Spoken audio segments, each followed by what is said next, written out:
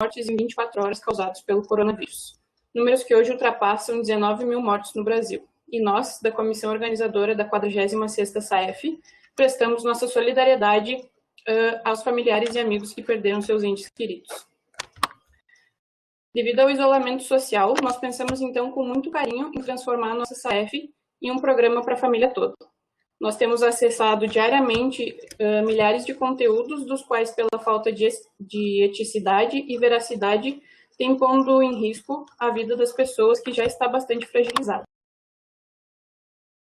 Buscamos fazer esse espaço, então, com pessoas que estudam durante muitos anos e se mantêm atualizadas para trazer, então, uma discussão com propriedade sobre esse assunto delicado para vocês. Os nossos planos, eles foram temporariamente alterados e a maneira como a gente levava a vida, então, não é mais possível da forma como nós conhecíamos.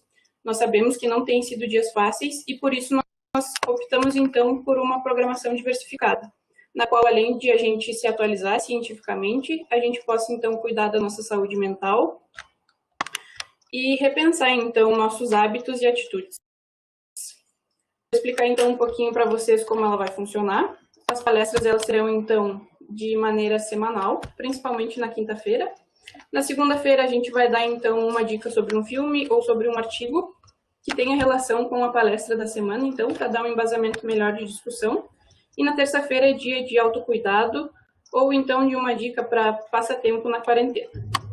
Tradicionalmente, então, a SAEF, ela ocorria durante uma semana, mas como a gente ainda não tem certeza do tempo que vai demorar para essa pandemia passar, a gente não tem uma programação fechada. A gente garante bastante conteúdo de qualidade para vocês e a gente vai estar junto enfrentando essa pandemia.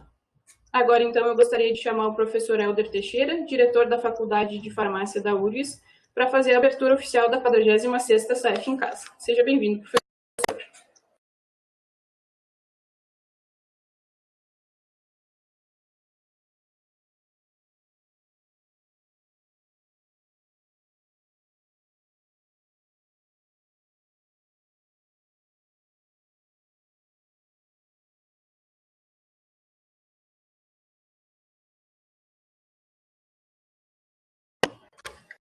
Professor Helder?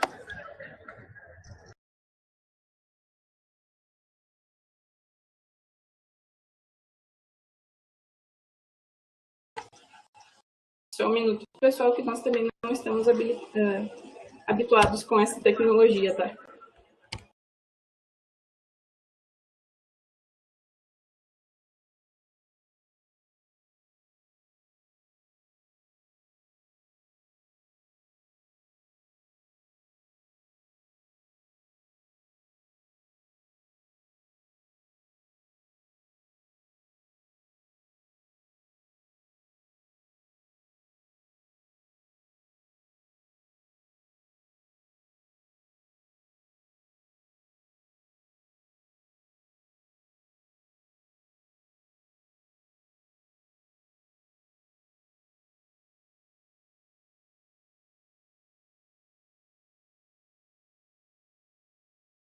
Eu acho que o professor Helder perdeu a conexão, gente. Só um minutinho, tá?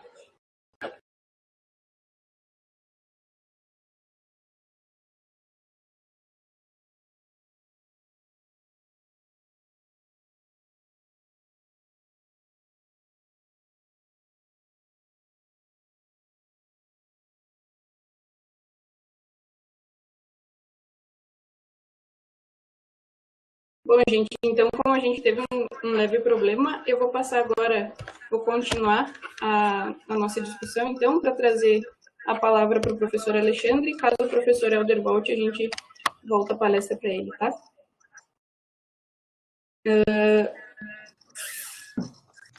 Então, o nosso convidado de palestra é o professor Alexandre Fernandes Fria.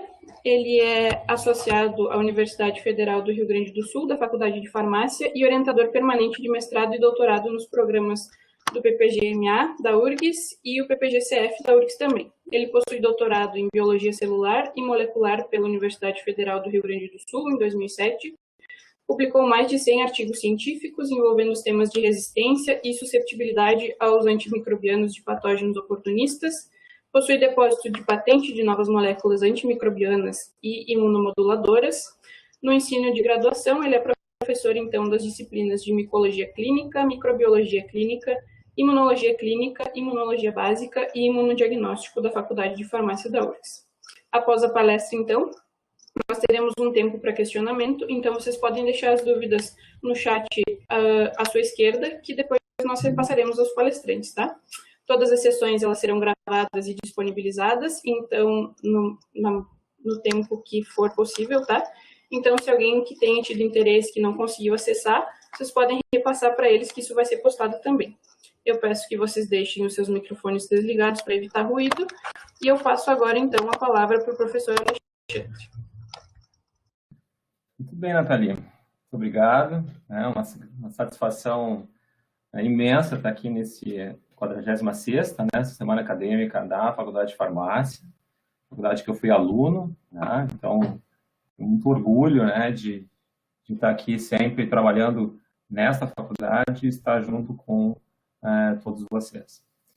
Bom, primeiramente, a gente, evidentemente, vai ter uma conversa mais direta, mais monólogo, né? Vou fazer uma projeção de alguns slides, né, que refere-se a esse tema de vírus respiratórios, da resposta imune, da imunidade ao imunodiagnóstico, e depois nós vamos abrir, então, para perguntas, para discussões, que, principalmente nesses pontos agora mais polêmicos, né, que a gente muito escuta na atualidade, né?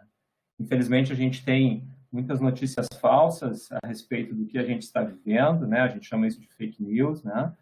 E é um ótimo momento para a gente também poder fazer algumas discussões pontuais, né, que possam esclarecer e deixar a todos o quanto mais entendido, né, dentro desse contexto todo que envolve o novo coronavírus. Obviamente, eu não vou abordar somente o coronavírus, vou falar de outros vírus respiratórios, a influenza, o próprio rinovírus, o adenovírus, e dentro desse grupo aí dos mais importantes, a gente vai fazer essas abordagens que estão referentes à imunidade e ao imunodiagnóstico. Então, vamos lá, pessoal. Quando a gente fala em patógenos que são relacionados a infecções do trato respiratório inferior, obviamente, nós não temos somente os vírus. Vocês acompanham pelo curso de farmácia e a gente tem uma amplitude bem maior de patógenos que são relacionados aos casos de pneumonia. Na grande maioria das vezes, nós temos os procariotos, as bactérias, né, com uma prevalência muito definida de algumas espécies bacterianas. Nós temos os fungos e, obviamente, nós temos os vírus. O grande contexto da pneumonia causada pelos vírus é que o sistema fisiológico de fisiopatogenia é um pouco diferente. E isso muitas vezes provoca um quadro mais agudo, que a gente até vem observando agora no perfil de fisiopatogenia do novo coronavírus, né, que a gente observa um quadro inflamatório muito mais definido, que a gente não observa em outros grupos microbianos.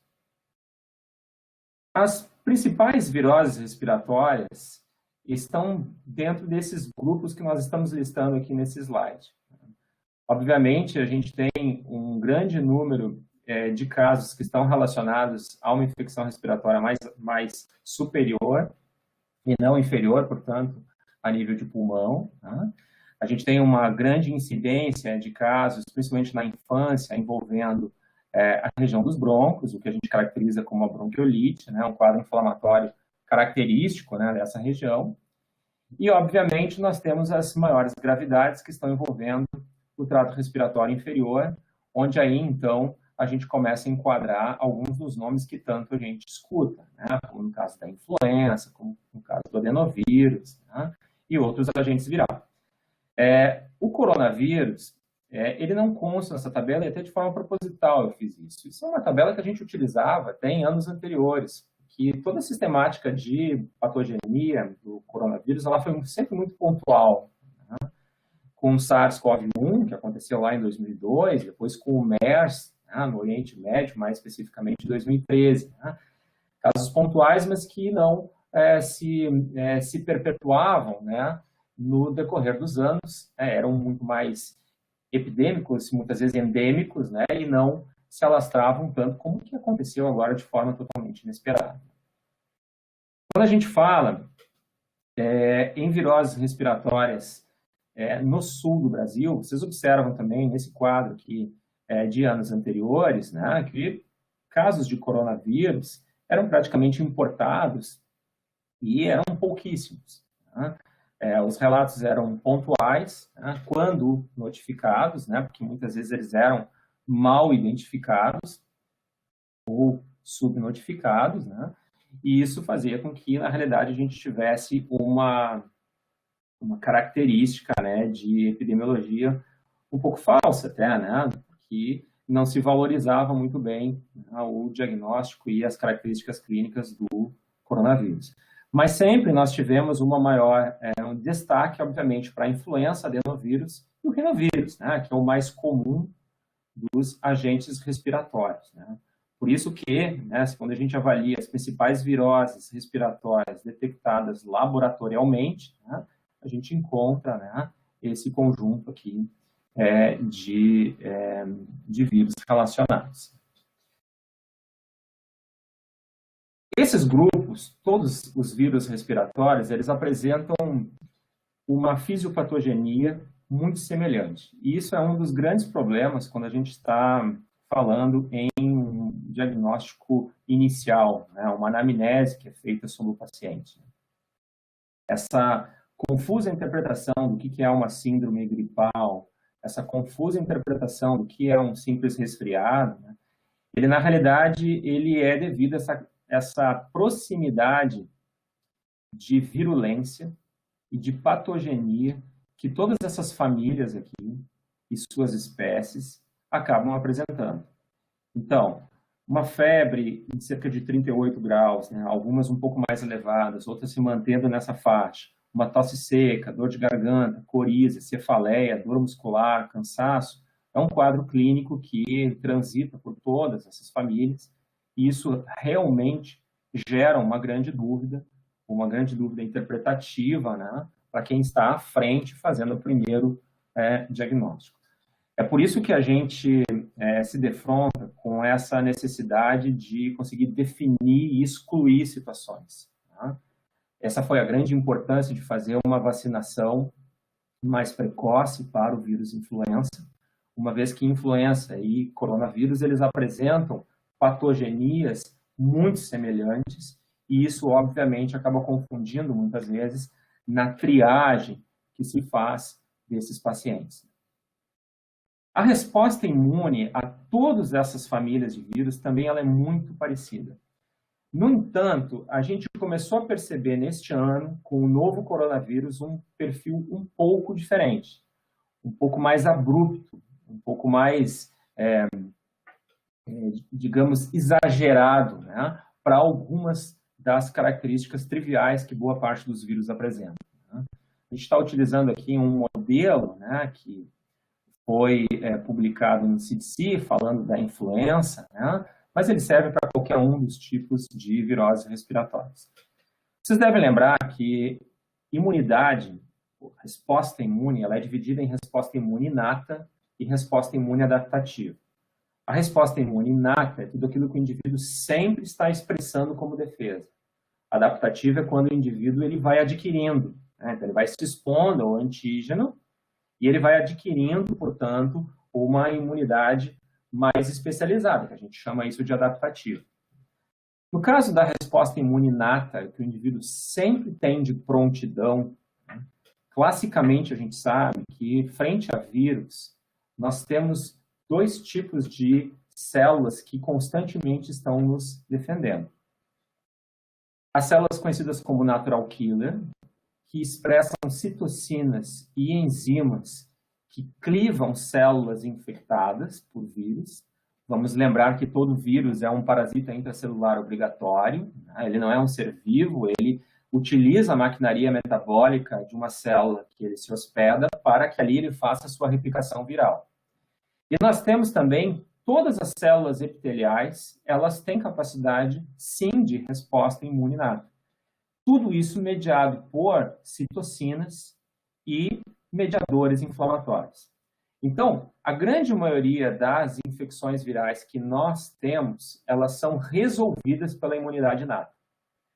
No entanto, o que a gente observa no caso do novo coronavírus é um exagero, uma expressão muito grande de citocinas, a tal ponto que essa tempestade de citocinas, ela é muito exagerada quando a gente observa pacientes de grupo de risco expostos ao novo coronavírus. Tanto é que a gente tem hoje uma polêmica envolvendo a hidroxicloroquina, onde alguns até pesquisadores defendem que, né, a hidroxicloroquina, em casos graves, ela poderia estar diminuindo essa tempestade de citocinas, o que é muito discutível, porque a expressão de citocinas ela é muito variável na população e, de uma forma geral, a gente observa que ela é muito dependente do quadro imunológico transitório que o indivíduo se encontra. E a gente não observa uma tempestade de citocinas em indivíduos com quadros leves infecciosos. Então, isso é importante deixar claro. A gente está tendo uma polêmica bem nesse ponto agora. Quadro leve, quadro agudo, né, um quadro mais grave, né, da sua prescrição. Bom, mas a gente tem que levar em consideração o que, de fato, né, é o alvo farmacológico e qual é a ação propriamente dita que a gente espera que essa droga venha a ter. Então, essa ação de células epiteliais e de células natural killer é o que compõe a resposta imune inata. Uma vez que isso não dê conta do recado, o nosso organismo ele vai iniciar o processo de resposta imune adaptativa. E é aí que a gente concentra a ação nas células TCD8, as células conhecidas como linfócitos T citotóxicos, que são também capazes de expressar perforinas, assim como as células natural killer, só que de uma forma muito mais abundante, muito mais efetiva. Essa citotoxicidade que as células TCD8 expressam em qualquer célula do nosso corpo que esteja infectada por vírus, ela é muito específica e muito efetiva. Muitas vezes a gente observa, inclusive, efeitos adversos oriundos da exacerbada resposta imune, né, causada pelo linfócito TCD8. Então, basicamente, repetindo o que eu falei no slide anterior, a resposta imune inata frente a infecções virais, ela prevalece nas células natural killer e nas células epiteliais. Se alguém vier fazer uma pergunta, ou que vem a dúvida, né, mas como é que uma célula natural killer reconhece uma célula normal do nosso corpo, aquela que está sendo agredida, infectada, invadida por um vírus? Pois bem, uma célula que está sendo invadida por um vírus, está sendo infectada por um vírus, ela perde a expressão de uma proteína de superfície que nós conhecemos como MHC classe 1. Então, a célula natural killer reconhece isso. Quando não tem MHC tipo 1, ela começa a liberar suas perforinas e isso provoca a letalidade da célula. Bom, as células epiteliais e também células natural killer, elas expressam interferon. Todos vocês já ouviram falar provavelmente de interferon, inclusive é uma das formas de medicação contra algumas infecções virais. No caso da hepatite tipo C, mais especificamente, né, que muita gente ouve. Bom, interferon alfa e beta, interferon gama, eles são interferons que são produzidos por todas as células. Perdão, interferon alfa e beta são produzidos por todas as células. E o interferon gama, ele é produzido somente por linfócito T e células natural killer. Alfa e beta, eles são mais efetivos que o interferon gama na atividade antiviral. Vocês observam aqui, ó, nesse gráfico, onde mostra o início de uma viremia, depois ela cai, e a gente tem o início dos anticorpos sendo produzidos, né? Então, esse aqui é um período que nós chamamos de janela imunológica. Não adianta nada eu fazer ensaios que tentam detectar anticorpos aqui, a gente não vai detectá-los. A gente observa isso no HIV e também no novo coronavírus. Mas vocês observam que acompanha o aumento da viremia, o aumento dessa curva viral, a expressão de interferon. Isso é basicamente porque nós estamos tendo por todas as células do nosso corpo e também pelas células natural killer e linfócitos T, a produção dos interferons que estão atuando como drogas muito efetivas antivirais. Então, a gente tem perforinas e nós temos os interferons. Quando a gente está falando de imunidade adaptativa, aí a chegada dos anticorpos é também a ação do linfócito TCD8. Então, resposta imune adaptativa frente a vírus, ela é celular, via TCD8, que reconhece uma célula que está infectada e começa, então, a liberar suas perforinas. Quando ele faz esse processo de destruição da célula que está sendo destruída, ele começa a comunicar também para o linfócito TCD4, para que então o linfócito TCD4 faça uma clonagem dos seus subtipos T helper e vai então comunicar ao linfócito B a produção dos anticorpos. Então, esse período de comunicação até o linfócito B é o que nós chamamos de janela imunológica. Eu vou voltar um slide para vocês poderem entender um pouco melhor. Quando a gente inicia uma infecção viral, a gente começa com a atuação das células epiteliais, produzindo interferon, e das células natural killer, produzindo perforinas e interferon. Com o passar do tempo, nós vamos começar a ter a ação das linfócitos TCD8, e só depois começa, então, a produção dos anticorpos. Então, a produção de anticorpos IgM e IgG, e também IgA, ele é demorada, e justamente esse é o momento que a gente tem que entender que esses exames imunológicos que vão, então, detectar anticorpos, é só a partir desse momento que a gente consegue ter uma eficácia, uma sensibilidade, né, suficiente para se consiga detectar. Bom, como é que é a resposta imune inata na Covid-19? Essa aqui é uma publicação de alguns dias atrás na Nature Reviews Immunology, que ela mostra justamente aquilo que eu estava falando antes, né? O que acontece, né? Quando a gente tem o início da infecção viral por Covid-19, né, de alguma forma, diferente do que ocorre com outros vírus, a tempestade de citocinas é muito mais expressiva. E ela acompanha um aumento de alguns elementos do sistema complemento, como o C3 e o C5, né? E isso faz com que essa tempestade de citocinas ela aumente a resposta inflamatória no tecido do trato respiratório inferior. E aí a gente tem essa injúria pulmonar tão associada nos pacientes mais graves COVID, né? Principalmente aqueles que são de um grupo de risco.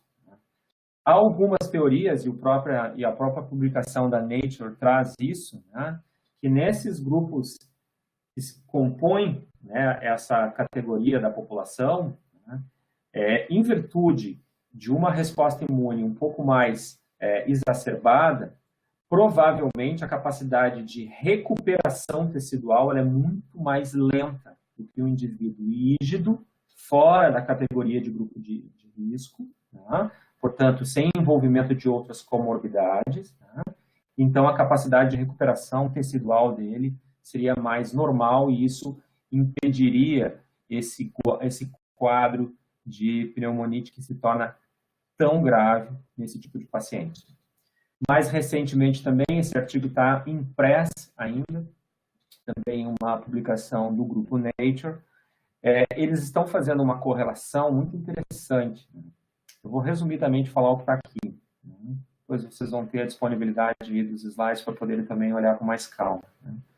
Mas se vem observando que indivíduos jovens, praticantes de exercício, em contato com carga viral, né, por algum momento estão tendo contato com carga viral de um indivíduo, portanto, infectado pelo Covid-19, né, ele aumenta a capacidade de chegada do novo coronavírus no trato respiratório inferior e, com isso, aceleraria a chance dele desenvolver um quadro mais severo de Covid-19. Isso fica um grande alerta, a gente está tendo uma reabertura agora lenta, né, principalmente no Brasil, um país que ainda a gente não chegou ao pico, e as pessoas, né, estão voltando às atividades físicas em academias, em praças, locais públicos e locais privados, né?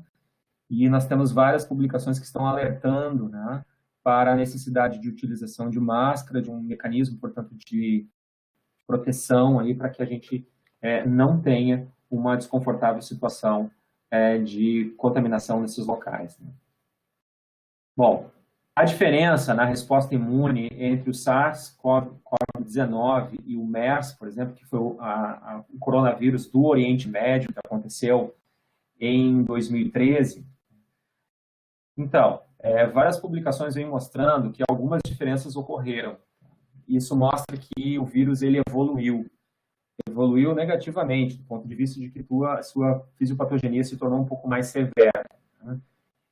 Principalmente porque a gente observa outros compartimentos do nosso organismo, né? Então, outros sítios que se tornaram atingidos pelos focos infecciosos e também pelos danos gerados pela exacerbada resposta imune que acontece frente a esse patógeno, né? Ele é um patógeno que desencadeia no indivíduo essa resposta imune exacerbada, como eu estou salientando nos slides anteriores. Isso a gente observou muito mais agora no Covid-19 do que no MERS. Tá? Aqui o slide ele faz uma comparação entre os dois SARS, né, o que teve o primeiro, que aconteceu em 2002. Tá? O comportamento de ambos é diferente também. Tá? O que a gente observa é que o SARS-CoV-19 ele tem uma expressão mais abundante, né? Principalmente de algumas interleucinas, né? Principalmente a interleucina 6, que é uma interleucina extremamente pró-inflamatória, né? E isso desencadeia, né, esses quadros observados nos pacientes. Bom, passada essa parte inicial de uma revisão de imunologia, né? Pode ser que muitos de vocês estejam revisando os assuntos, outros, né, ainda não viram, né? Mas o importante foi a gente ter um entendimento de como funciona a imunidade inata e como funciona a imunidade adaptativa. Vamos lembrar de novo, tá, que imunidade inata é aquilo que o indivíduo tem sempre em atuação. Tá? Então, no caso, frente a vírus, é o que basicamente corresponde às células natural killer e às células epiteliais na produção de interferons. E, obviamente, na imunidade adaptativa, nós temos a ação dos linfócitos TCD8, conhecidos como os linfócitos T citotóxicos, e a produção de anticorpos bem mais tardia, né, após toda essa passagem. Bom, quem é o influenza? Né? Que vírus é esse, né, que tanto a gente já ouviu falar, né? Nós já tivemos, há cerca de 10 anos, uma epidemia por influenza, né? Não tão grave como que a gente está observando agora, e é importante repetir isso, não se compara o que foi em 2009 com o que a gente está vivendo agora, é muito mais grave o que a gente está vivendo agora, capacidade de transmissão e esse aceleramento, né, do vírus influenza, perdão, do coronavírus, né, na atualidade é muito superior ao que aconteceu na época do vírus influenza. E a gente pode dizer que é comparável ao que foi a gripe espanhola, lá em 1920, tá? Quando aí sim nós tivemos aproximadamente 60 milhões de pessoas acometidas, mortas por vírus influenza, numa perspectiva de mais de 200 milhões de pessoas infectadas por esse vírus. Bom, quem é o vírus influenza? É também um vírus de RNA. Outra família, não é a família Coronaviridae, aqui é a família Orthomyxoviridae, tem capacidade de produzir epidemias, né? Se estima um número de óbitos elevado, se estima, né? Tem que ter muito cuidado quando a gente está falando agora desses dados, porque a gente observa que estão sendo utilizados muitas vezes para fazerem discussões de viés político, né?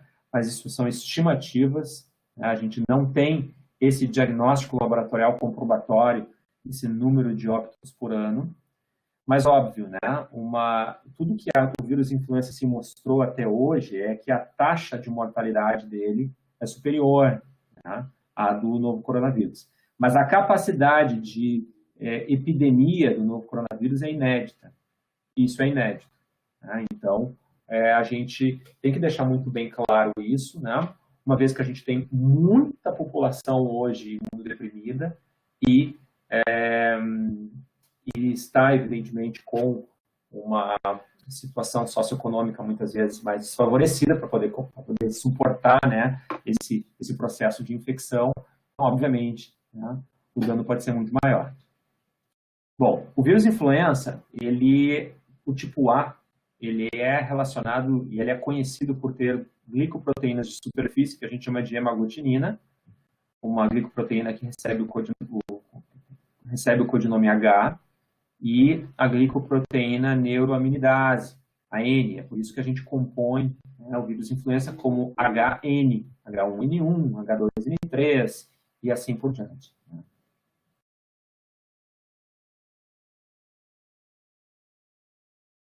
Quando a gente está falando das epidemias que estão relacionadas ao vírus H1N1, H2N2, H3N2, a gente observa que a humanidade ela vem há muitos anos já tendo relatos de casos epidêmicos.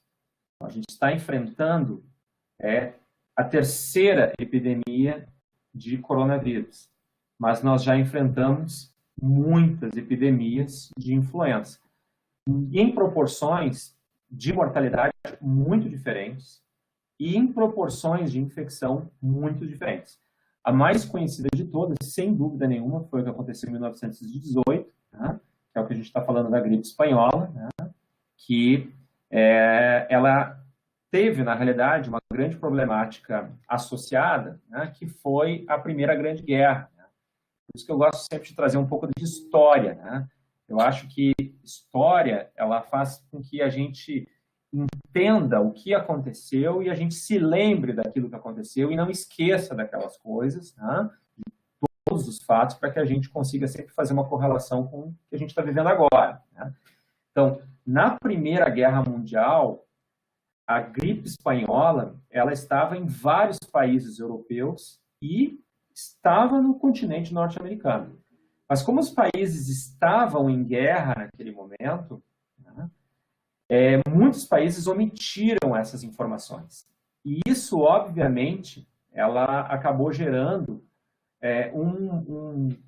uma mentira muito grande no contexto mundial, que já não tinha os meios de comunicação ainda que hoje, nem próximo tinha o que hoje a gente conhece, né? Então, somente alguns países admitiram que estava acontecendo uma epidemia, que foi no caso da Espanha. Então, por que isso ficou chamado como gripe espanhola? Porque, na verdade, a Espanha ela era neutra na Primeira Grande Guerra, né? E ela alardeou ao mundo o que estava acontecendo, né? E os outros países, né, Itália, Alemanha, Estados Unidos, né, os outros países envolvidos na Primeira Grande Guerra estavam protegendo essa informação a tal ponto que os seus voluntários, os seus soldados quisessem ir à guerra realmente e não tivessem medo, né, de uma pandemia. Né? Então, ela foi muito grave porque nós tivemos esse papel de muitos países negligenciando a sua existência, né? E, obviamente, isso foi o resultado de tamanha mortalidade mundial. Né? Nós temos várias reportagens do que foi no Brasil, né? Só para vocês terem uma ideia, Porto Alegre viveu uma espécie de lockdown, né? Com ruas vazias, comércios fechados e reclusão por aproximadamente 3 meses. Vou repetir de novo, né? Porto Alegre viveu um lockdown, né, lá em 1918, né, em virtude da pandemia do influenza, né? E o Brasil como um todo teve situações extremamente delicadas, como no caso do Rio de Janeiro, essa reportagem aqui, né, colocando que o Rio era um vasto hospital, né, de socorro, ajuda. Né? Naquela época não se tinha métodos de ventilação mecânica como nem perto com o que a gente tem hoje, né? Obviamente eram procedimentos muito mais manuais, né? E isso, obviamente, ajudou para que se acelerasse esse processo de mortalidade no Brasil e no mundo. É importante salientar que o período de incubação da influenza é curto, é de 1 a 4 dias. Ela prevalece nas épocas de inverno, então é importante a gente estar ciente que a gente está chegando ao inverno.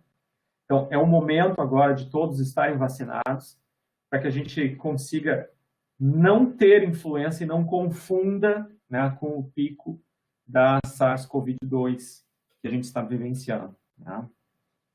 Se a gente for fazer uma comparação, tá, do que foi a pandemia de 2009, né, por H1N1, com o que a gente está vivendo agora, tá, no primeiro ano de circulação, observem a taxa de letalidade, a comparação. Isso aqui é muito importante, gente. As pessoas pararem muitas vezes de amplificar fake news referente à questão da mortalidade do novo coronavírus. Ela é muito maior, a taxa de letalidade, quando comparada com o H1N1. E, obviamente, a gente tem na população da terceira idade a idade alvo, né, dessas patologias. Mas, né, o que nós estamos observando é uma taxa de transmissão muito mais rápida e uma resposta imune descontrolada que ocorre nesses processos infecciosos por o novo coronavírus. O vírus da influenza, assim como o novo coronavírus, ele vem de forma zoonótica. Né? As pessoas às vezes vieram com essa ideia, né, que foi fabricado em laboratório, depois que povos asiáticos costumam ter hábitos alimentares diferentes. Bom, gente, a grande maioria dos micro-organismos emergentes, eles vêm de processos infecciosos zoonóticos. A grande maioria. Não precisa estudar muito microbiologia para a gente saber disso. Né? E é importante deixar claro, o H1N1 surgiu de forma zoonótica. Tanto é que a gente muito falava da gripe aviária, da gripe suína, né? E que, através da cadeia alimentar, acabou chegando ao homem, que por transmissão por gotículas respiratórias, fez a transmissão homem para homem, portanto, antropogênica.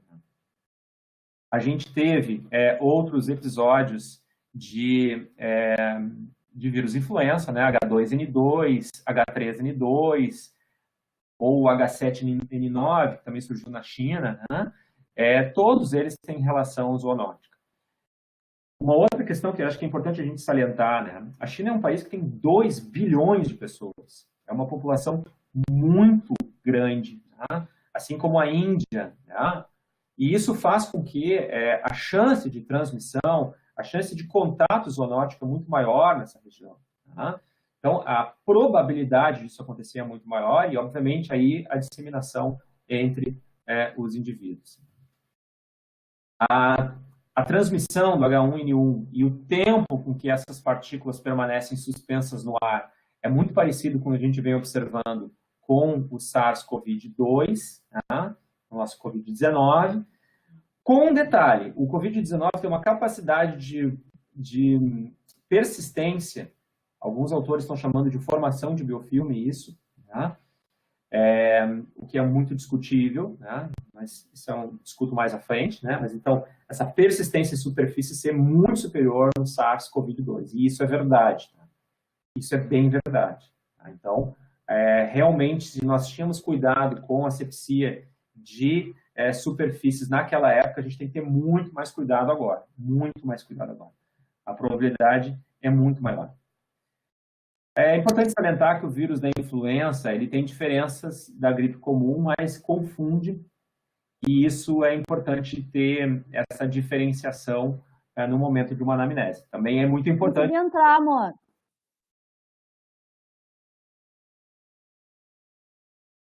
Então, desculpa, pessoal, acho que foi uma entrada aí, sem querer, aí, de um colega. Então, enfim, o que é importante, né? A gente deixar claro que o diagnóstico, a anamnese, né, feita pelo clínico, né, no momento que ele recebe um paciente com uma síndrome gripal, é importante ele fazer a diferenciação de sinais e sintomas que ele apresenta, né? Se o paciente, obviamente, não for vacinado para a influenza A, né, é fundamental fazer essa diferenciação, porque existem pequenas diferenças. Né? A questão do ardor nos olhos, né? a pouca produção de muco, né? Que isso é o contrário do que muitos pensam, né? A própria tosse, ela é seca, porque obviamente tem pouco muco, né? E a febre, ela é muito intensa, né? No caso da influenza A. Só que a influenza, assim como o novo coronavírus, aproximadamente 5 a 10% dos casos, eles vão para uma síndrome respiratória aguda grave. Esses são os casos de internação. Esses são os casos que precisam de ventilação. Esses são os casos que precisam de respiradores. Só que nós temos tratamento, né? Nós temos o Tamiflu, né? Que é uma das formas de tratamento da influenza, né? E diferentemente do novo coronavírus, nós não temos tratamento. Diferentemente do novo coronavírus, que não há vacina ainda, né? Embora a gente teve aí notícias essa semana muito promissoras aí da AstraZeneca, né? E de outros laboratórios americanos que estão aí na iminência, né, de irem para a fase 2, né, outras fases, né, de desenvolvimento das vacinas. Então, é importante salientar que a síndrome respiratória aguda grave, no caso da influenza, ela tem uma taxa de mortalidade grande. E essa estimativa de 5%, ela é muito subnotificada, né, em virtude principalmente da influenza estar presente em outros continentes, como o continente africano e asiático, onde a gente tem muita problemática também de notificação. Como eu falei para vocês, né, essa síndrome gripal por influenza, nós temos tratamento, e isso é a grande ajuda que nós temos no combate a essa patologia, que tem uma taxa de mortalidade elevada, né? E esperamos que no ano que vem nós tenhamos isso para o novo coronavírus, né? Forma, evidentemente, agora de combate que se espera, de forma primária, é a vacina ou o desenvolvimento de uma imunoterapia por anticorpo monoclonal, como foi divulgado no final da semana passada, e particularmente eu como um imunologista, né, um microbiologista e imunologista, eu considero essa uma estratégia uma das mais promissoras e, quem sabe, a que mais vai funcionar do ponto de vista terapêutico, né? Um anticorpo monoclonal que consiga neutralizar esse vírus com um poder superior a um anticorpo IgG. Bom, a síndrome respiratória aguda grave, como eu falei para vocês, ela requer internação, ela vai ter tratamento e vai ter a forma de coleta que tanto vocês estão vendo aí, né? Que é essa coleta dessa secreção nasofaríngea, que é o primeiro foco de desenvolvimento viral, para depois ele ter o tropismo ao trato respiratório inferior, né? Então, é por isso que aqui é o local de escolha quando a gente está fazendo a coleta para o diagnóstico, né? É importante salientar que quando o indivíduo chega na síndrome respiratória aguda grave, ele vai precisar de respirador, por isso que é fundamental a população estar vacinada agora nesse período de inverno, né? Nós temos hoje vacina para os 3 tipos de vírus influenza, né? Há uma pequena diferença entre as vacinas particulares e públicas, mas, né, ao que mais importa, que é frente ao H1N1 e o H3N2, né, as vacinas públicas estão cobrindo, né, aqui da rede pública, né, a gente está aqui em verde elas, né, então é importante a gente deixar claro, né. A rede privada, ela consegue abranger esse sorotipo, esse tipo B, sorotipo IH mata, né, que circula pouco entre os humanos, mas, né, a gente sabe que possa ter a possibilidade, pode ter a chance de alcançar. Terminado o vírus influenza, nós vamos começar o rinovírus. Esse é o vírus mais comum, né, o common cold vírus, que é tão conhecido na sua tradução ao inglês, né, na América do Norte, né, na Europa. O vírus comum, frio. E todos nós temos uma rinovirose todo o inverno. É muito difícil nós, aqui no sul do Brasil, não termos uma rinovirose, uma vez que ele é um vírus muito comum.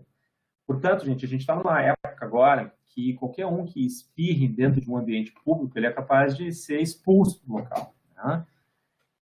Só que a gente tem que deixar claro que isso vai acontecer muito agora na época de inverno, né? Hoje está um dia chuvoso, né? Estou olhando pela janela aqui, a temperatura já caiu bastante, as pessoas vão se resfriar, o rinovírus está no ar, né? Nós não temos imunidade frente a esse vírus, né? Ele é extremamente mutante, tem muitas variabilidades genéticas, né? Então faz com que ele esteja muito presente na população. Por sorte, eles são sintomas muito brandos, né? Mas ele muito está relacionado com a coriza e com esse ato involuntário de imunidade inata que nós temos, que é o espirro, né? E que, por isso, é importante a gente estar de máscara, né, para que as pessoas próximas não se confundam com o quadro de um indivíduo infectado pelo novo coronavírus. Bom, o rinovírus é o principal agente dos resfriados. É outra família Picornaviridae, também é um vírus de RNA, tá? E ele é parente aí de vários outros vírus que a gente conhece, como no caso dos hepatovírus, como no caso da hepatite A, alguns enterovírus. Ou seja, o rinovírus é o mais comum vírus que a gente tem, né? Um vírus muito comum. Ele aproximadamente está relacionado a quase 7 a 10 casos de infecção, em média, nas crianças no mundo todo. Tá? As crianças que aí vem com aquele quadro, né, gripal, parecido com um gripal, né, mas é um quadro de resfriado, né, que dura cerca de 1 a 2 dias, aqui, né, o agente relacionado.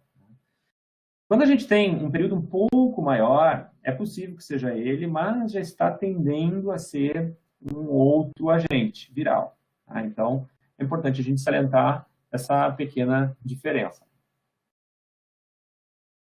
E claro, né, a gente tem que levar em consideração que esse quadro dele ser muito repetido durante essas épocas de frio, né, vão gerar muitas dúvidas do ponto de vista de saúde pública, né, com tudo que a gente está vivendo. Para vocês terem uma ideia, existem mais de 100 tipos conhecidos de rinovírus. E todos eles variam muito, né, na sua epidemiologia a cada ano. Transmitidos por aerosóis, por contato via as mãos e fomes. Como nós estamos numa fase histérica de controle de transmissão de doença respiratória, então a gente está passando muito álcool nas mãos, a gente está lavando mais as mãos, a gente está não entrando com sapatos dentro de casa, pelo menos a grande maioria das pessoas, né? Não está compartilhando chimarrão, né? A gente vai diminuir drasticamente o número de casos de rinovírus esse ano. Vocês já devem estar observando isso. Para aqueles que são mais sensíveis a resfriados, e muitos de vocês que estão aqui ouvindo possivelmente se reconheçam nesse quadro, vocês estão percebendo que vocês não estão apresentando isso até o momento. Tá? E isso é resultado dessa coletiva ação que todos estão fazendo para diminuir essa taxa de transmissão de antígenos, não só por gotículas, mas por fômites. Né? Bom, é importante chamar a atenção num ponto que até uma publicação recente na Science, ela coloca uma forte associação do rinovírus com a asma. Isso, na realidade, há um bom tempo já vem sido documentado, agora, recentemente, a gente tem um review nesse sentido. Por que um indivíduo que apresenta sucessivos casos de rinovírus, de rinovirose, ele pode ter maior probabilidade a desencadear um quadro de alergia, portanto, hipersensibilidade tipo 1 no trato respiratório inferior, que a gente conhece como asma. Isso está fortemente relacionado a uma produção de uma interleucina, tá, pelas células epiteliais do trato respiratório, que é a interleucina 33. Dado recente, isso dos últimos 5 anos. Então, as células do trato respiratório inferior, portanto, pulmão, tá, que estão infectadas por rinovírus, elas começam a produzir mais IL-33, e isso aumenta a suscetibilidade ao quadro asmático. Não há tratamento para rinovírus, gente. O que tem que fazer é respeitar o período viral. Tá? Alguns analgésicos, antitérmicos, vão diminuir os sinais e sintomas, mas não há nada além disso. Tá? Bom, um outro vírus que muito nos interessa é o adenovírus. Tá? Esse é um vírus que tem um potencial e tem que estar tendo um olhar cuidadoso.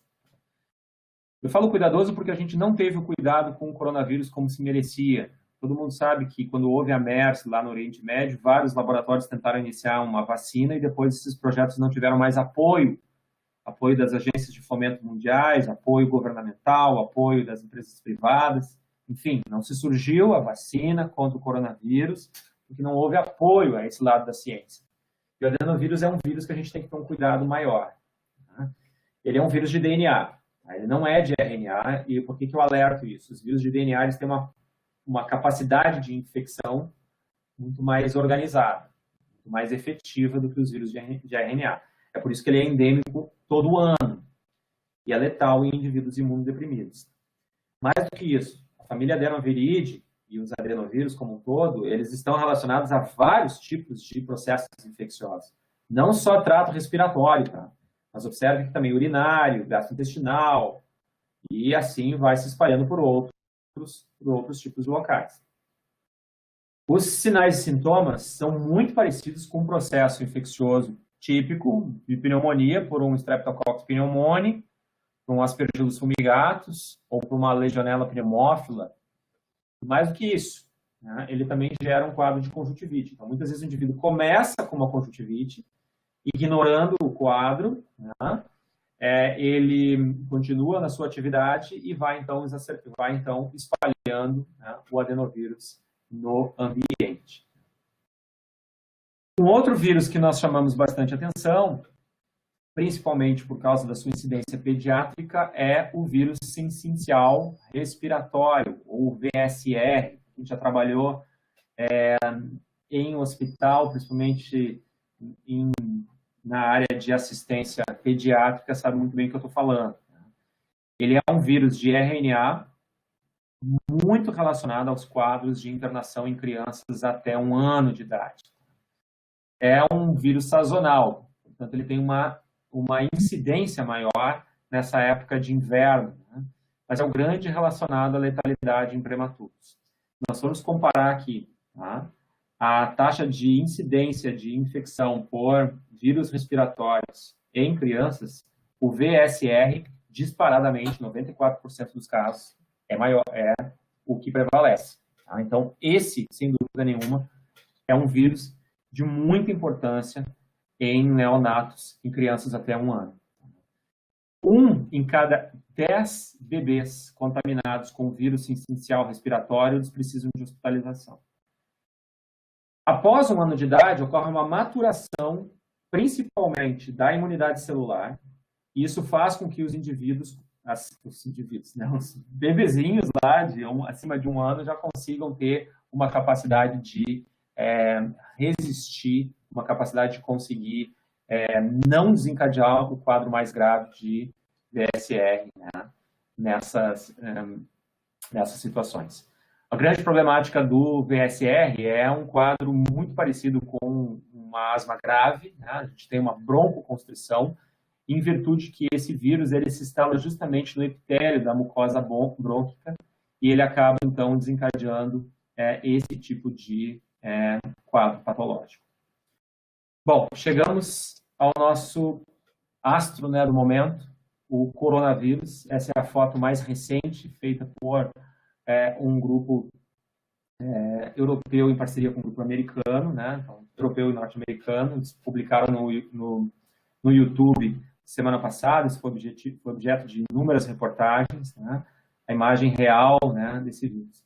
Inclusive, eu coloco aqui embaixo o link do YouTube, né? Se nós estivéssemos em apresentação do PowerPoint, ele automaticamente iria abrir aqui. Ele é muito legal de ver e eu recomendo a todos aqui que estão assistindo descansar 1 minutinho ali, 1 minuto e 40 segundos, né? E ver essa animação. Ele realmente mimetiza o que provavelmente seja o novo coronavírus.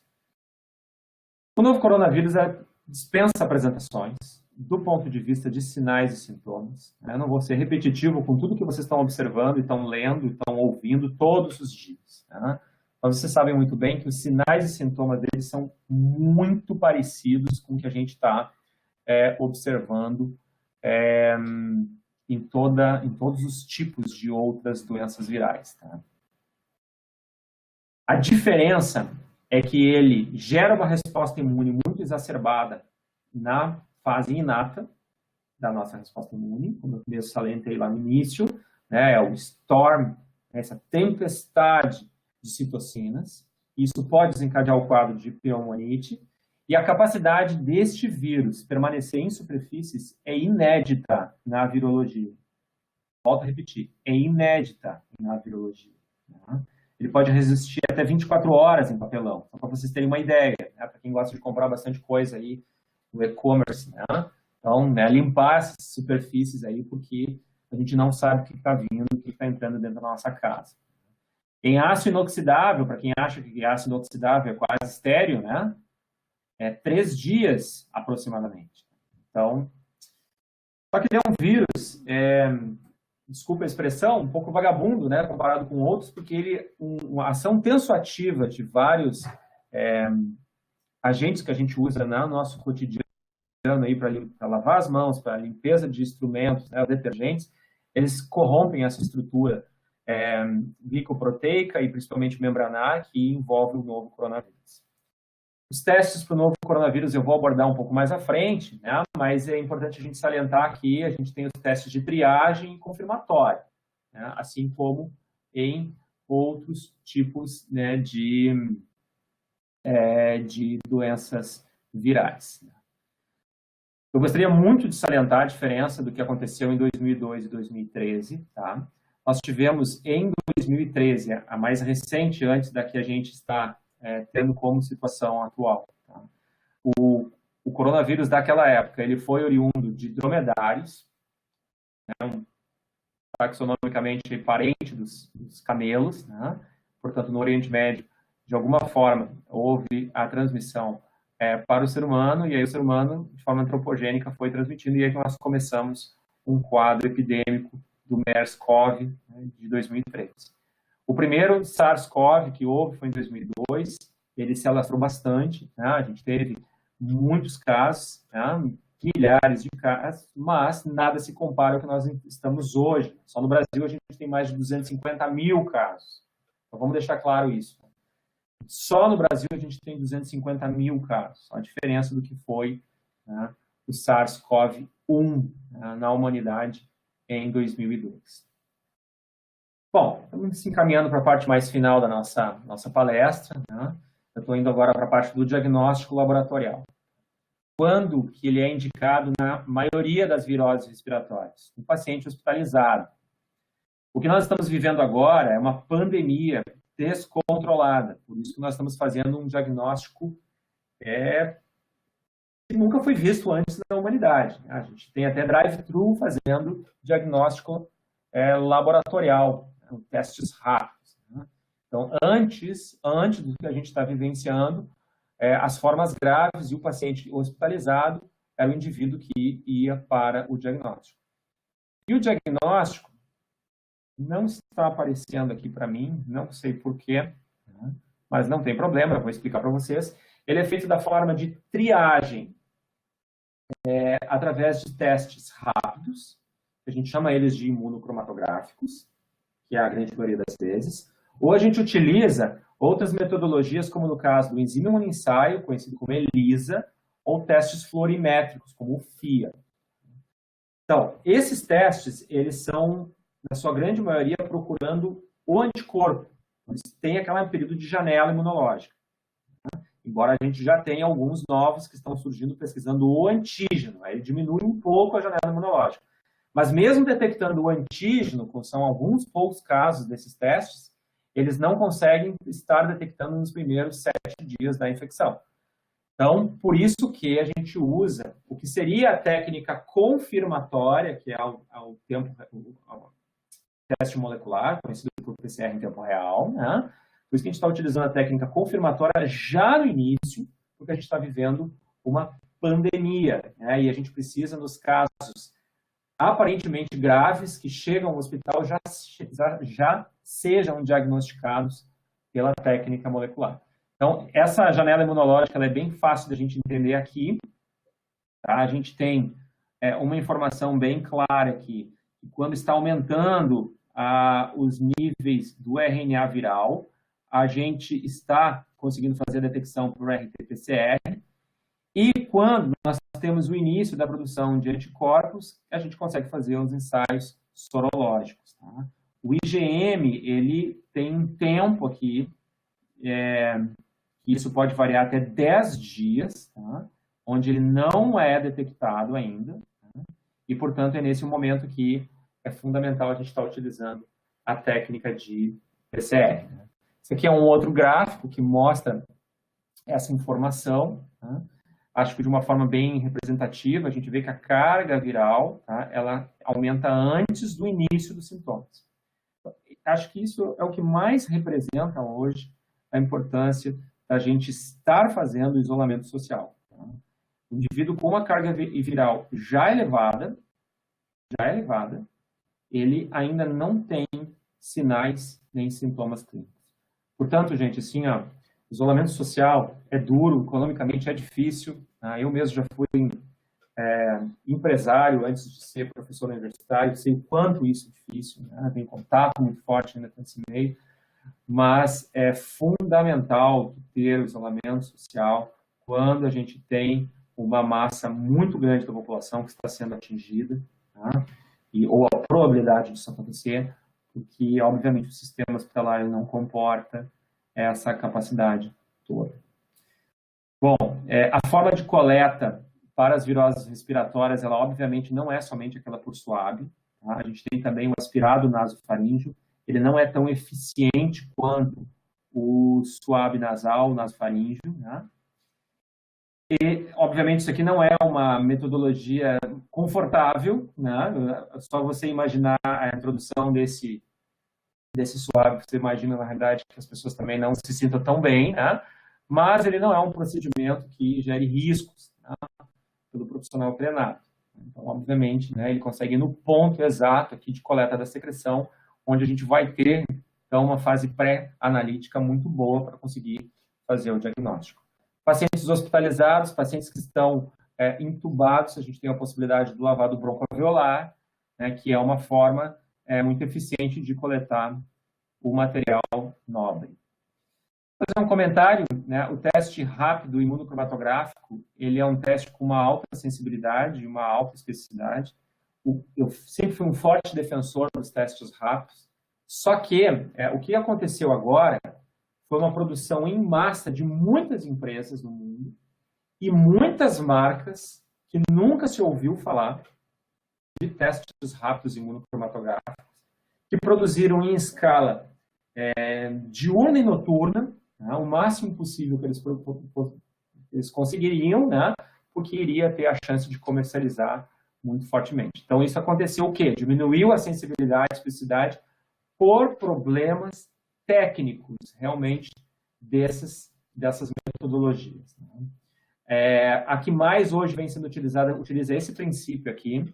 Né? Então, a amostra do indivíduo que tem anticorpos, né, ela vai ser conjugada com o antígeno do COVID marcado com ouro coloidal. Tá? Então, o anticorpo fica marcado e ele vai, então, à direção à linha M, onde, neste caso aqui, está aguardando esse anticorpo uma anti-imunoglobulina IgM. É um anti-anticorpo. Tá? Então, se eu pudesse ter um quadro aqui, seguramente, quem foi meu aluno sabe que eu estaria desenhando essa hora. Né? Nós temos um anticorpo, tá, que foi marcado por uma partícula de ouro coloidal, que vai colorir onde ela for depositada, e ele vai parar aqui na posição M, porque um outro anticorpo que está na fita está complexando isso. Nesse caso aqui é um anticorpo anti-IgM e aqui um anticorpo anti-IgG. É por isso que a gente consegue ter as duas bandas e consegue diferenciar entre a fase aguda, crônica ou pregressa dessa patologia.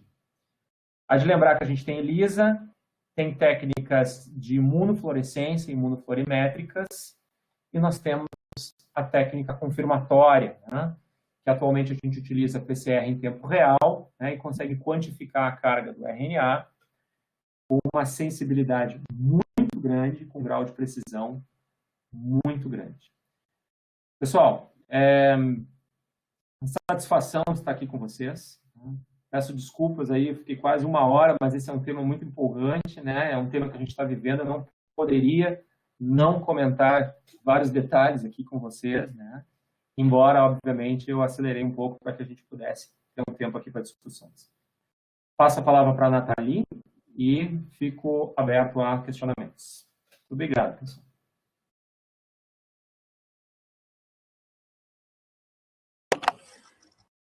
Só um minuto, prof, que eu estou conectando o webcam aqui.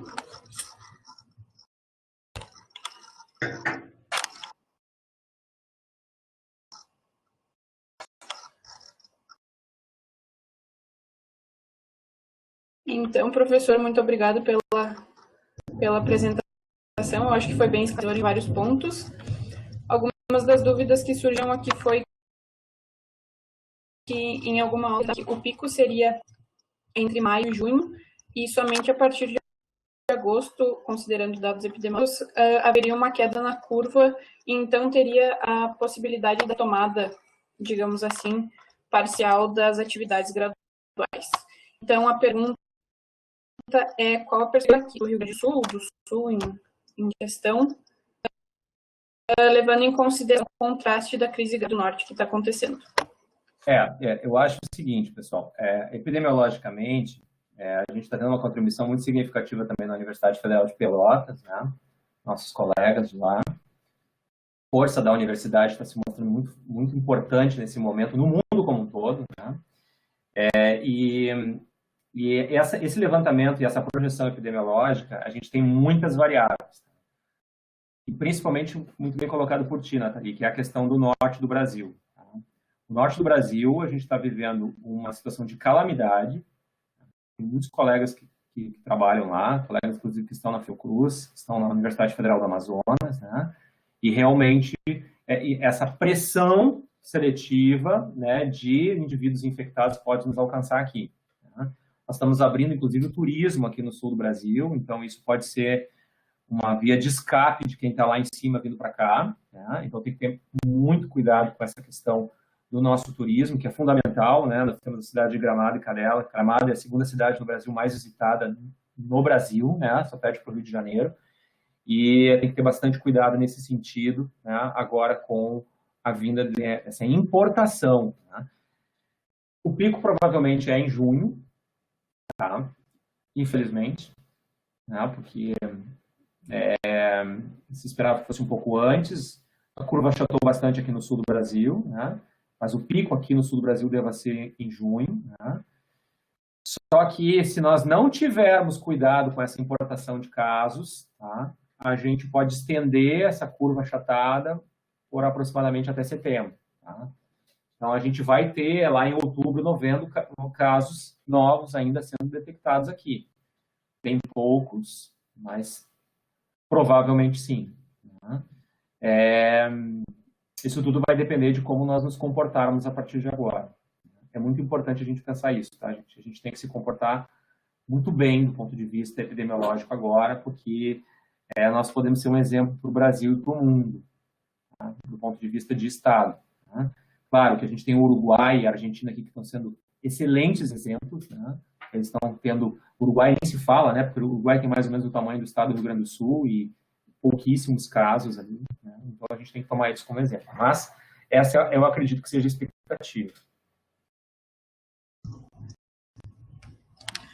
Outra pergunta, prof. Pensando então no tempo de latência da infecção do vírus, quais seriam as potencialidades e as fragilidades do sistema DES-4? Que seria, no caso, 10 dias de isolamento e 4 dias de aula, o trabalho, né? Foi uma proposta pelo excelente Yuri Alan. Não sei se você está familiarizado com isso. É difícil estimar isso, Nathalie. É difícil, tá? Isso tudo vai depender de como a gente vai se comportar agora nessas próximas 2 semanas. Eu faço, e até publicamente, não sou muito de falar politicamente, né, nesse sentido, mas eu acho que o papel que o governo do Estado está fazendo e a Prefeitura de Porto Alegre estão fazendo está sendo, olha, exemplar. O governo do Estado, então, está sendo exemplar. Está dando atenção à ciência, né? Está seguindo normativas à base da ciência. O governador do Estado do Rio Grande do Sul está se mostrando muito preparado nesse sentido. E tudo vai depender do que acontecer lá em cima. Tá? Se nós tivermos essa importação de casos, eu acho que toda essa estratégia ela pode ir por água abaixo. Então, ainda é cedo para dar uma perspectiva nisso. Eu não teria resposta para isso, para ser bem franco. A gente está ainda avaliando o que é a perspectiva. Muitos falam da população adquirir imunidade, né? Obviamente, né? a imunidade vai resolver boa parte dos problemas, só que a que custo isso no Brasil? A gente sabe que boa parte da população, no Brasil, ela tem problemas socioeconômicos, tem pobreza, desnutrição, doenças de base, comorbidades, né? E como que essa população vai adquirir imunidade? Como que um indivíduo da periferia, que não consegue se alimentar muito bem, ele vai produzir anticorpos de memória, que a gente sabe que em alguns indivíduos que tiveram casos leves de Covid-19 produziram muito poucos IgG. Mesmo indivíduo rígido, né, numa condição socioeconômica boa, né, produziu pouco IgG. Como que a gente vê isso numa população pobre? Eu não sei. Esse é um ano e nós vamos ter que ter muita cautela. E teria também uma correlação direta entre essa produção de IgG com a imunidade? No caso, eu testei, fiz o teste rápido, positivou para IgG. Eu estaria imune à infecção e estaria tranquilo para seguir a vida. Assim, ó, sem isolamento. Tudo indica que sim, tá? Tudo indica que sim. Mas a gente teria que fazer uma quantificação da carga de IgG, né? E acompanhar como que ela se comporta no passar do tempo, fazendo uma espécie de segmento. Isso é impossível, né, a gente conseguir fazer na população como um todo. É impossível, eu não posso pegar lá uma amostragem populacional e fazer segmento de carga de IgG. Seria o ideal, né? Só que antes desse ideal está o ideal de fazer testagem em massa, né? Que nem isso a gente consegue. Né? Na verdade, a gente não consegue fazer nem 10% da população no Brasil. Né? Vacilar, né? Acompanhar a carga de IgG. Mas, tecnicamente, teria que ser que sim, tá?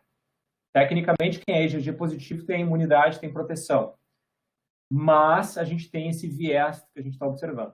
E eu gostaria só de salientar o seguinte, já está saindo publicações aí que estão trazendo uma nova versão do novo coronavírus na China, em alguns indivíduos, com mutação. Tá? E aí nós temos o mesmo problema da influenza, por isso a gente se vacina todo ano de novo. A gente tem mutação na influenza. Aí, se tiver mutação no SARS-CoV-19, imunidade, quem já foi exposto, vem vacina, bom, a gente vai ter que começar tudo de novo todo ano. Né? Então, essa é a realidade. Não existe um cenário assim, maravilhoso dentro desse contexto como um todo. É um início de uma briga que a humanidade vai ter que adquirir a partir daqui para frente. E mais do que isso, nós vamos ter que mudar a nossa conduta. Muito, muito. Professor, quando a pessoa ela é assintomática, a gente pode falar que ela tem uma resistência do sistema imunológico dela? Então, isso provavelmente sim, tá? Os indivíduos assintomáticos são indivíduos que estão numa imunidade inata muito mais ativa. Tá? A imunidade inata, ela varia na população. Varia em momentos da vida da população. Pelos hábitos que a pessoa tem, a pessoa que pratica exercícios físicos, estou vendo ali que a Maíra está perguntando isso. Tá? Sim, tá? O indivíduo que pratica exercícios físicos tem uma alimentação regrada, né? Ele não tem comorbidade de base, né? Esse indivíduo ele tem uma imunidade inata mais preparada. Teoricamente, ele vai ser assintomático. Nós tivemos até a fala infeliz de alguns políticos nesse sentido, né? Dizendo que eu tenho, né, um perfil de esportista. Bom, é uma série de coisas. Não basta ser um desportista. Tu tem que ter, né, alimentação adequada, não pode ter tido nenhuma outra comorbidade recentemente, não pode ter tido pós-operatório. Então, tu tem uma série de características que tu tem que levar em consideração para comportar, então, esse quadro que nós chamamos de imunidade preventiva, né, para uma sintomatologia do novo coronavírus.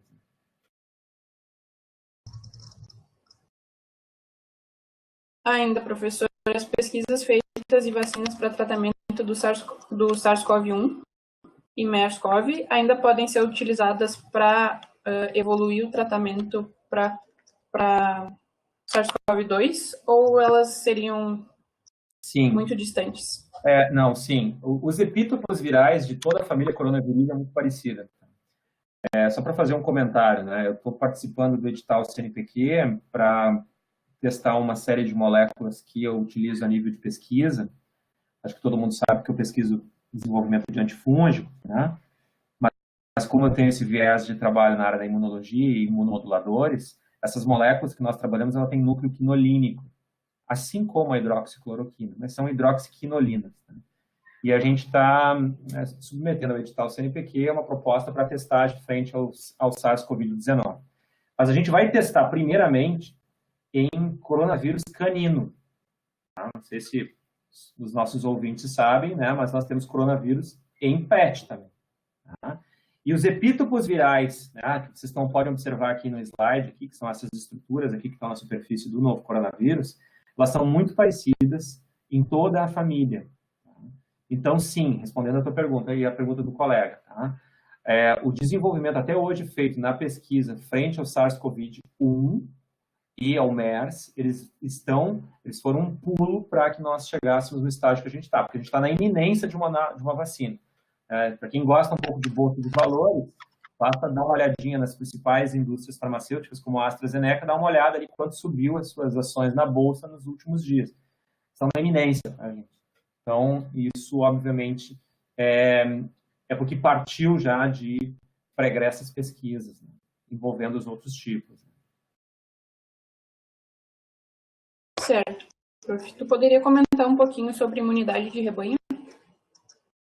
Bom, é um pouco parecido com o que eu estava falando em relação ao coronavírus em cães. Né? Na realidade, existem algumas pesquisas mostrando, né, essa possibilidade de transmissão zoonótica, nada ainda muito claro.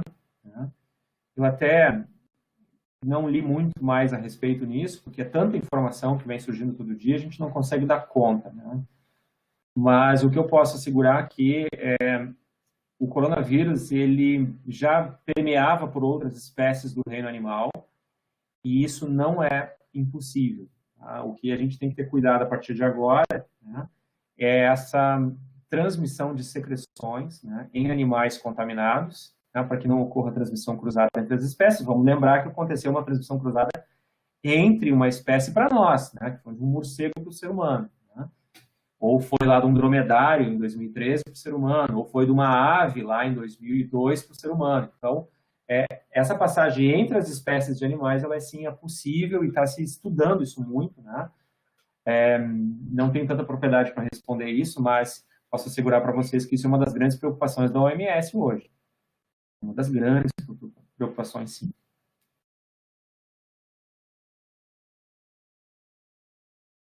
Com relação então, o diagnóstico, o teste sorológico e o teste rápido para IgG, qual a sensibilidade dele e se existe a possibilidade de falso positivo? Então, o mais comum é o falso negativo, tá? No entanto, o falso positivo sempre existiu a possibilidade. Se o indivíduo tem um outro tipo de virose respiratória, principalmente H1N1. As famílias coronaviridae, ortomixoviridae, picornaviridae, todas essas que são famílias de RNA, tá? Elas têm estruturas antigênicas semelhantes. Por isso que eu estou conseguindo fazer uma proposição de ensaio contra um coronavírus canino para depois passar para um coronavírus humano. Tá? Porque a semelhança dentro da família é muito grande e entre as famílias também é.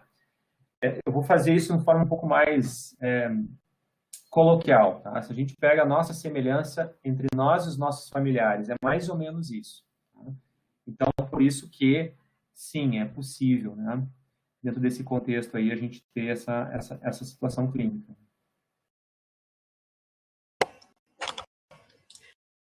E nos casos mais graves, prof, quais seriam os outros órgãos acometidos além dos pulmões? Bom, o que já se sabe é que nós temos duas situações que é importante chamar a atenção. A lesão coronariana, e isso está muito relacionado a casos de inflamações nas artérias e vasos que irrigam o sistema circulatório central, onde está o coração, portanto, e toda essa questão trombolítica que possa gerar o acidente vascular cerebral. Tá? Então, são dois compartimentos vitais que o novo coronavírus, ele ineditamente está ocasionando nesta epidemia. Tá?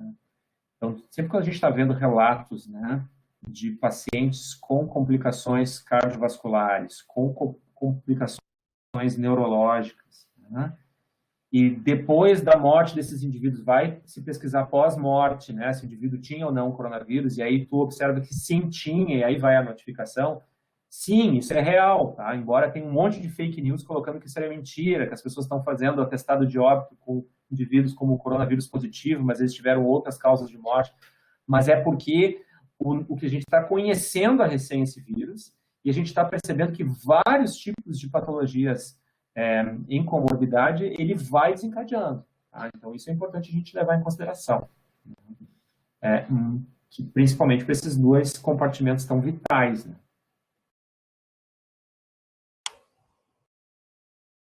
Com relação, então, à duração de idade humoral, a gente só consegue saber isso através de ensaios clínicos ou existe algum outro método para determinar a imunidade humoral? No caso, a duração, né? A gente está mensurando IgM e IgG, né? IgG para imunidade de memória, e depois, obviamente, a quantificação desse IgG. Né? Essa quantificação desse IgG, ela tem várias técnicas, né, que hoje quantificam esses anticorpos, né? Mas não é uma estratégia utilizada hoje atualmente, porque, obviamente, né, tá se focando na determinação qualitativa, né, justamente para se conseguir perceber se tem ou não. Agora, o depois disso tudo que a gente passar, né, e principalmente agora com o surgimento da vacina contra o coronavírus, vai se ter que ter esse acompanhamento. Na realidade, isso é uma da fase de testes da nova vacina, a determinação da carga de IgG gerado. Uma vacina, para ser considerada comercializável, boa de ser utilizada, né, ela precisa ter uma manutenção da carga de IgG. Eu estava vendo um noticiário antes hoje aqui de começar a nossa live aqui, né? Os Estados Unidos empregou 5,1 bilhões de dólares para uma indústria farmacêutica, para o desenvolvimento da vacina, tá? E já comprou 300 milhões de doses. O governo americano comprou 300 milhões de doses. Isso é a população inteira dos Estados Unidos.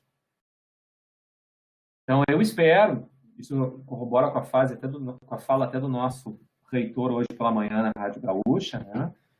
Eu espero que o desenvolvimento da vacina ela seja aberta para o mundo todo, e que a gente não tenha um problema, né, depois do surgimento da vacina, para que ela seja para poucos, né, para quem pode comprar, né, porque ela tem que ser aberta. Estamos vivendo uma pandemia. Só que isso vai envolver interesses bilionários, trilionários farmacêuticos.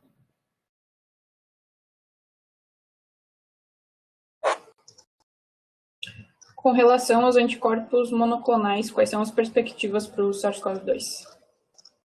Bom, as perspectivas são bem interessantes, tá? Eu estou lendo um pouco sobre esse assunto, né? A gente está acompanhando as notícias também, né? Se conseguiu produzir anticorpos monoclonais muito efetivos, tá? Só que isso também vai ainda passar por uma série de testes, verificando como que eles vão responder nos diferentes indivíduos que estão sendo acometidos pelo novo coronavírus. A gente tem uma questão comunitária já do novo coronavírus, vocês devem ter acompanhado isso em noticiários, né?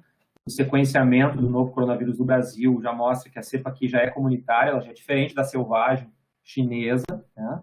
Então, em cada organismo, ela vai sofrendo pequenas modificações de expressão do seu RNA mensageiro, né, na cópia viral, né? E aí isso vai precisar que os anticorpos monoclonais estejam detectando essas variabilidades.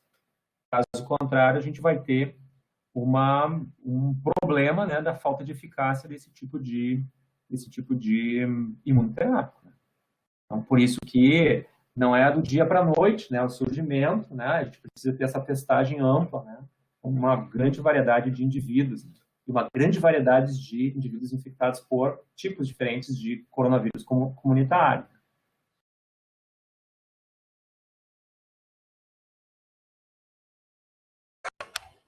Só mais um minutinho, que ainda tem gente digitando. Uhum.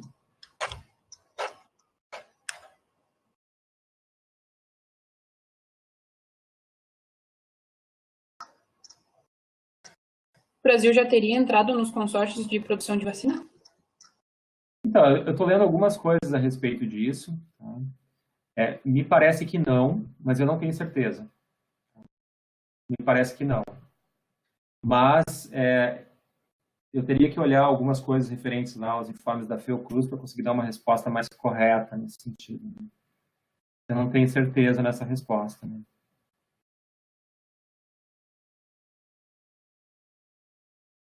Tu tem alguma noção, prof, de permanência do vírus em superfície inanimada? Seria algo relacionado à estrutura? O que tu acha? Então, toda a explicação microbiológica da formação de biofilmes ela está muito relacionada com a estrutura das superfícies. Tá? Estruturas mais viscosas, com mais entranhas, aquelas estruturas que apresentam pequenos orifícios que possam comportar material biológico e albergar o material biológico, protegendo ele da umidade, da atmosfera como um todo. Tá? Então, se observa que materiais porosos, como no caso do papelão, né, eles têm realmente uma maior suscetibilidade a resistir. Porque a estrutura viral, ela está envolta por uma gotícula, né, um material líquido, com matéria orgânica junto, né, celular, né, do hospedeiro, e aquele material vai se degradando, né, com o passar das horas, com o passar do dia, né. Só que se ele estiver bem albergado e protegido da condição atmosférica e do ambiente como um todo, ele vai persistir mais tempo. Seguramente ele vai persistir mais tempo.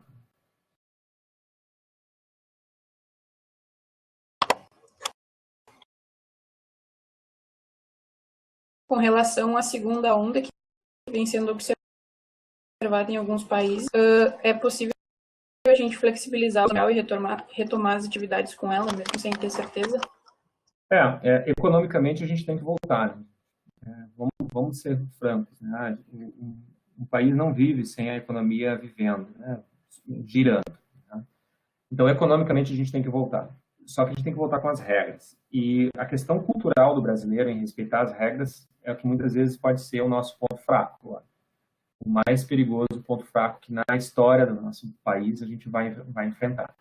Então, esse isolamento social ele tem que ser flexibilizado para que a economia consiga girar, né, e nós consigamos manter a nossa estrutura de empregos e tudo que a gente sabe que a economia girando gera, né, porque gera também impostos para que o governo consiga exercer sua função que deve, né.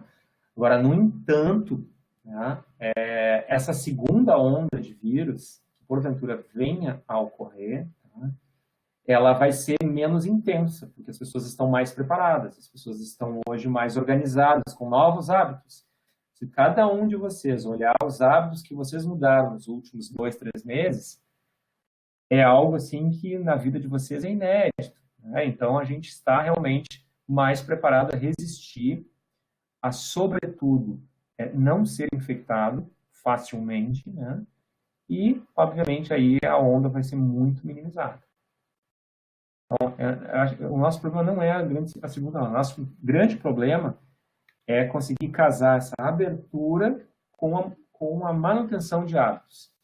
A gente está observando aí, há 24 horas, abriram os bares e restaurantes em Porto Alegre e a gente já tem vários exemplos de aglomeração, das pessoas não utilizando a máscara. Óbvio que não estou falando aqui que a pessoa está comendo, né, num restaurante e está de máscara. Não, ninguém pode fazer isso, né? Vai ter uma abertura na máscara. Né? Mas, né, são pessoas que na realidade não estavam, mas comentavam ali, né, entre uma bebida e outra, né, e aí ele tem que estar fazendo a proteção, né? Então, tem que conseguir criar esse hábito.